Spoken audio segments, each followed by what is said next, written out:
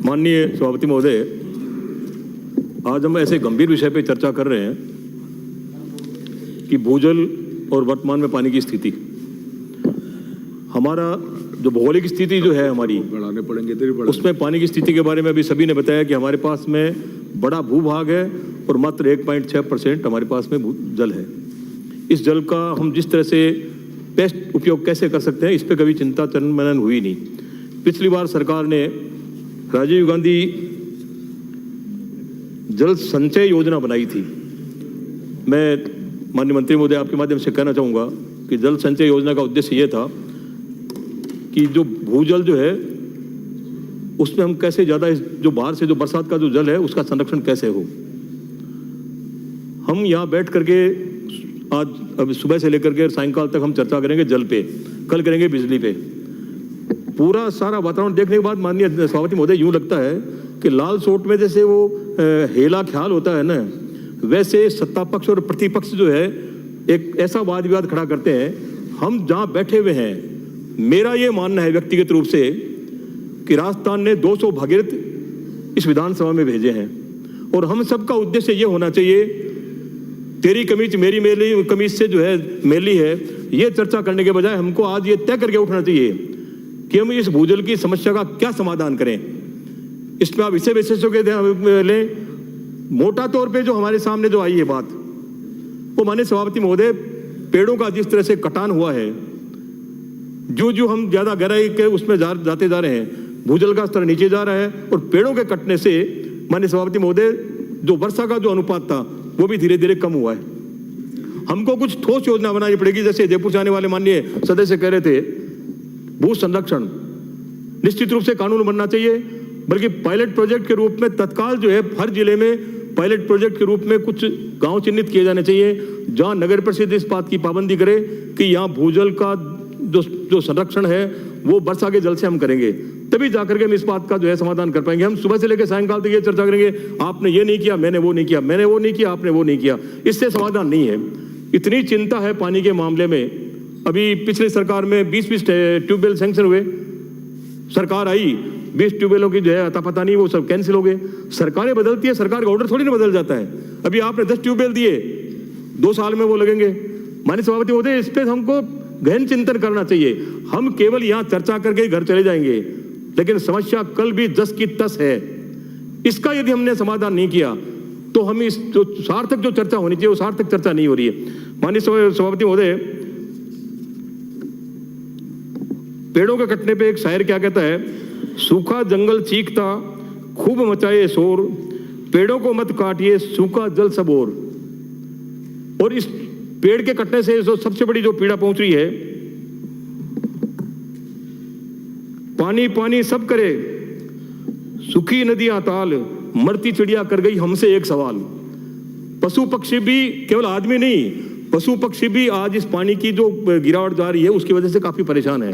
तो मेरा सभापति महोदय, निश्चित रूप से ये गंभीर विषय है और इस पे हम सार्थक चर्चा करेंगे। सार्थक चर्चा का सार वही है कि अभी जल जीवन मिशन की बात कर रहे थे।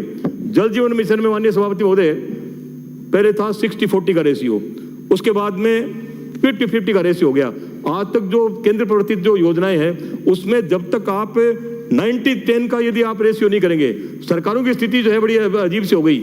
50-50% की वजह से आज पीएचडी के अंदर जो बिल लाया जा रहा है, जो एक बोर्ड बनाकर कॉर्पोरेशन बना करके जो कर रहे हैं, उसका मात्र उद्देश्य ये है कि इनके पास में पीएचडी डिपार्टमेंट के पास में अर्थ का अभाव है और बोर्ड के माध्यम से ये ऋण देंगे और जो पुराने जो बोर्ड चल रहे हैं, आपका बिजली बोर्ड, ये सब उन्हीं के रूप में जो है इसको करेंगे।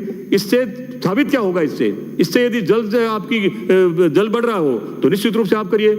जल बढ़ाने की आवश्यकता है, मात्र ये कह करके कि हमने ये बना दिया बोर्ड, वो बना दिया बोर्ड, हम कौन सा वो तरीका निकालें? ज्यादा से ज्यादा हम जंगल लगाएं और निश्चित रूप से लगाएं, ज्यादा से ज्यादा हम भूजल का संरक्षण करें।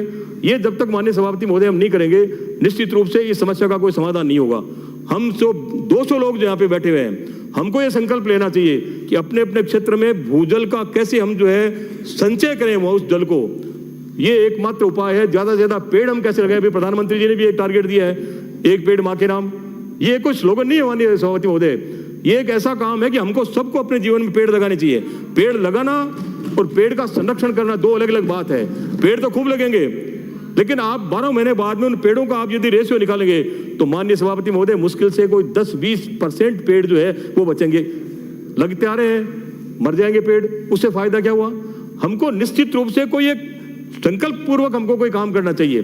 संकल्प पूर्वक हम काम नहीं करेंगे तो इस समस्या का समाधान कतई नहीं होगा, चाहे बिजली की समस्या हो, चाहे पानी की समस्या हो। ये एक ऐसा विषय है जिसपे आज राजस्थान की जो स्थिति है माननीय सभापति महोदय, जो जनसंख्या का जो घनत्व है, जनसंख्या का जो अनुपात है, आज आप जैसलमेर, बाड़मेर, उधर आप जाएंगे, आपके ढाणियां जो है वो 1-1, 2-2, 4-4 किलोमीटर पर है।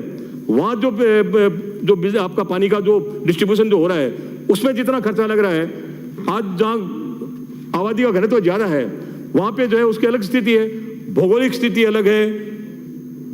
गाँव में जो कई जगह बिल्कुल डार्क जोन हो गया, कई जगह भूजल की स्थिति कैसी है। माननीय सभापति महोदय एक ऐसा विषय है जिसपे हमको रिसर्च करनी चाहिए, जिसपे हमको विषय विशेषज्ञों का जो है ध्यान आकर्षित करना चाहिए। हम ज्यादा से आज आपके पूरे राजस्थान में सीवरेज के प्रोजेक्ट आ रहे हैं। सीवरेज के प्रोजेक्ट का जो ट्रीटेड वाटर जो है वो एक ऐसी बड़ी धरोहर है, इस पे कोई ध्यान नहीं दे रहा है। हर गांव में, हर जो शहर है उसमें ट्रीटेड वाटर जो है एक समस्या के रूप में हमारे पास में, उसको स्टोर हम कैसे करें? हमको जितने भी जो बड़े बड़े ग्राउंड्स जो है, बड़े बड़े जो फॉरेस्ट हैं, उनमें पाइप के माध्यम से उस जल को, जो हमारे पास में स्टोरेज जो है सीवरेज का, उस जल को हम बड़े बड़े जो हमारे पास वन क्षेत्र है, माननीय सभापति महोदय मैं सीकर के आपको अकेले की बात करूं, हमारे पास में करीब 400-450 हेक्टेयर लैंड शहर के बीच में है। लेकिन सरकार को चाहिए कि इन योजनाओं का, जहां पे हमारे पास इतना बड़ा वन भूभाग है, उसमें सीवरेज का पानी हम जो है एक प्रोजेक्ट के रूप में पाइपलाइन बिछा करके हम यदि उसमें कंज्यूम करें, जंगलों में पेड़ बढ़ेंगे तो निश्चित रूप से बरसात होगी। लेकिन ये एक दिन का काम नहीं है सभापति महोदय।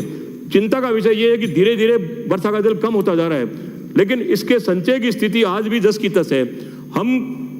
मैं पिछले जो है 1990 से मैं आ रहा हूँ, जब भी चर्चा हुई है, यही चर्चा हुई है कि साहब पानी की कमी है। दोनों पक्षों ने बैठ करके अपनी अपनी बात कर दी, दोनों पक्षों ने एक दूसरे की सरकारों को कोस लिया।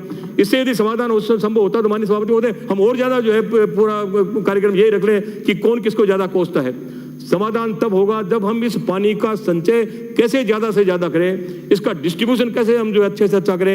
आज मैं सीकर की आपसे बात करूं माननीय सभापति महोदय, सीकर में भूजल जिस तरह तेजी से जा रहा है, शहर के अंदर करीब 250 के करीब जो है आसपास के ट्यूबवेल जो है उनमें चिंताजनक स्थिति है, क्योंकि पानी नीचे जा रहा है। उन पानी को गहरा कराने के लिए जब तक हम कोई नई बोरिंग का, कोई नई सिस्टम को उसमें नहीं डेवलप करेंगे, पानी की बड़ी भारी समस्या है। लेकिन इन समस्याओं का या चर्चा करना और उसका समाधान करना दो अलग अलग विषय है माननीय सभापति महोदय। तो मेरा आपसे विनम्र निवेदन यही है कि ये चर्चा हो, सार्थक चर्चा हो, और हम जल का संचय कैसे करें इस पे हमारी प्राथमिकता होनी चाहिए। उसके लिए हमको पेड़ लगाना है तो हम पेड़ लगाएं, भूजल जो बरसात का जो पानी आ रहा है उसका हम यदि संचय करें तो वो हम संचय करें। माननीय सभापति महोदय, जल जो है उसका महत्व शास्त्र में कैसा बताया है, यो वे स्युतमो सस्ते भाजिएते ने उस्तरीव मात्र है। जैसे माँ अपनी संतान को दूध पिलाती है, वैसे ही हे जल, जो तुम्हारा कल्याणतम रस है उसे तुम मानव को प्रदान करो। ये यजुर्वेद में लिखा है। जल जो है वो केवल जल नहीं है, अमृत है हमारे लिए।